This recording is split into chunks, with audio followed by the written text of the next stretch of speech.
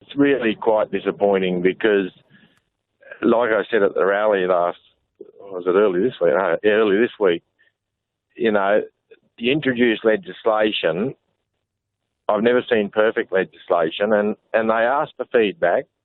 They went out and asked for feedback, and farmers or agriculturists did what they were asked to do, and they took not one scrap of notice of any one. So the legislation isn't perfect.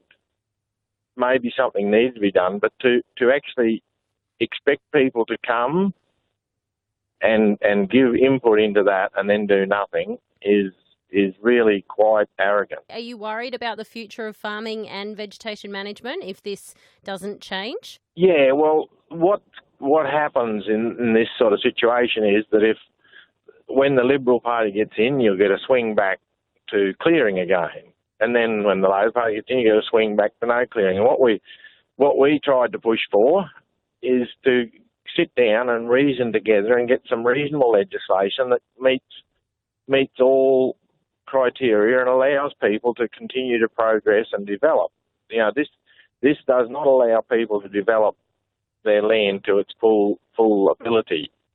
So, you know, it's just gone too far. And the worst trouble is that the Green movement is saying we need more than this. So then that starts to make this legislation look like middle of the road. You've got farmers on one side saying, you know, this is pretty tough. Greens saying, no, you haven't gone far enough. So, you know, the government's saying, oh, we've got it right. This is middle of the road. Well, you know, for my thinking, they didn't get it right. What's your message to farmers? Obviously, everyone's going to be pretty heated about this today and quite upset. What's your message to them about it all? I think you've got to go out. If you ever get an opportunity to lobby one of your local politicians, I don't care whether they're red or blue, you need to talk to them and just make your feelings known in a cool, calm and collected way, and also keep supporting your local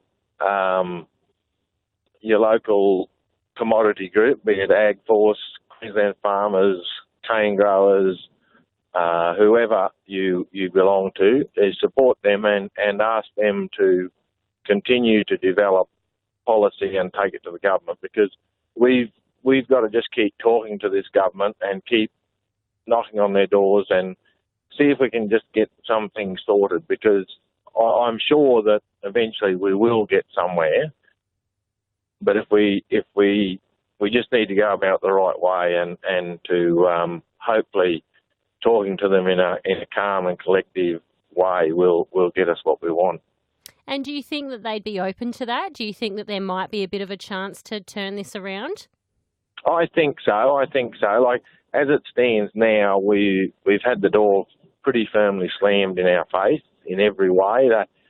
But I think we need to revisit it as far as, you know, irrigate high-value land clearing and high-value land clearing. And if we can start to build on those sort of things, which is only a small piece of Queensland that we're looking for there, but we can continue to build and get things right.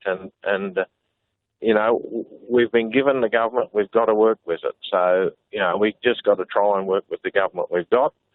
And, you know, who knows when we're going to get a change of government. So we've got to try and get something out of the existing government if we can. So, yeah, just work with your commodity groups and work with your lobby groups. Are there any regions that are going to be hit harder, or is it just everybody as a whole that will feel the effects? Oh, everyone eventually will be hit hard enough.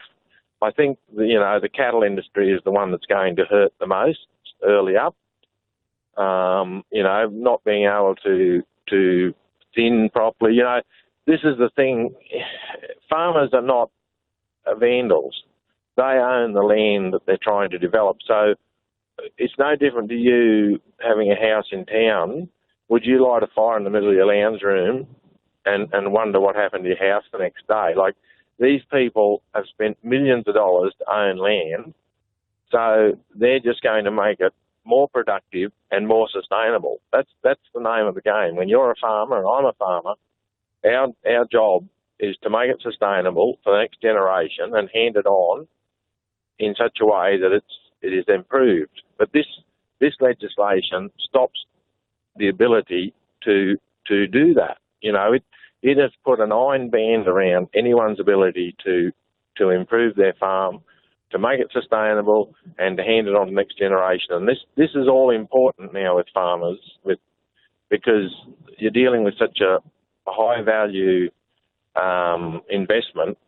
It's no longer, in a lot of cases, it's seen as an intergenerational investment, and to disallow clearing on these sort of things is reducing the value of that investment and that asset to be passed on to the next generation. Being 2018, there's so many farmers out there, even if they've been around for who knows how long, have been farming for their whole entire lives, they are looking at those sustainable things for their businesses, for themselves, because it's healthier and they can understand the need for it. So I don't think that they're doing anything wrong because they are trying to do the right thing. Yeah. Like, we can hark back to the 60s and the 70s and the 80s, but we were doing the right thing back in those days, because the catch cry from the government then was develop and get this stuff cleared and get it growing and get it producing. Whereas, you know, if we had our time over again, a lot of that development would be changed quite differently. But, you know, we're dealing with 2018, 2020.